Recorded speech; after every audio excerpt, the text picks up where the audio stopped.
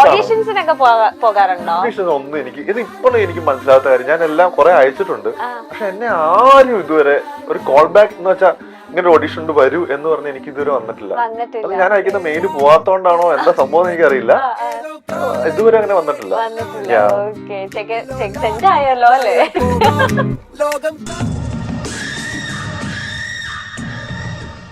സത്യം പറഞ്ഞ ഇപ്രാവശ്യം എനിക്ക് ഏറ്റവും വലിയ ഭാഗ്യമാണ് എനിക്ക് കിട്ടിയിരിക്കുന്നത്. എനിക്ക് ഐ എം വെരി ഷുവർ ഇങ്ങനെ ഒരു ക്യാരക്ടറോ ഇങ്ങനെ ഒരു ക്രൂവോ ഇനി എനിക്ക് കിട്ടാൻ ചാൻസ് ഇല്ല. കാരണം അത്രയ്ക്ക് നല്ലൊരു കോമ്പിനേഷൻ, ഇതെല്ലാം കൂടി ഒത്തു വന്നാലാണ് ഒരു സീൻ പോലും നമുക്ക് കണ്ടിരിക്കാൻ പറ്റുള്ളൂ. അത് ഏതാണല്ലോ കേട്ടോ.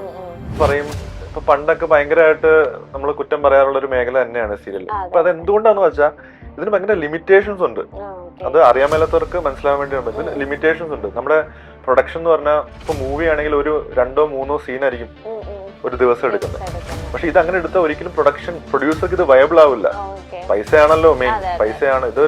ആക്ച്വലി ഇതൊരു ബിസിനസ് ആണ്. ആ ഒരു മൈൻഡിലാണ് കാണേണ്ടത്. ഒരു മൂവി സീൻ എടുക്കുന്ന രീതിയിൽ നമുക്ക് ചിന്തിക്കാം. എന്നിരുന്നാൽ പോലും നമ്മുടെ ഈ പ്രൊജക്റ്റിൽ ഒരു ആക്സിഡന്റ് സീക്വൻസ് നമ്മൾ ആക്ച്വലി ഒരു കാറ് തന്നെ ഇൻഫോ പാർക്കിൽ ഒരു റാമ്പ് ഒക്കെ വെച്ച് ഫൈറ്റ് മാസ്റ്റർ ഒക്കെ വന്ന് കറക്കി നമ്മുടെ മലയാളം സീരിയൽ ഇൻഡസ്ട്രിയിൽ ഫോർ ദ ഫസ്റ്റ് ടൈം.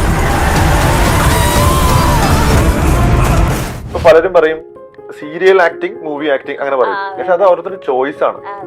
എത്രത്തോളം നമ്മൾ എഫേർട്ട് ഇടുന്നു എന്നനുസരിച്ചിരിക്കും.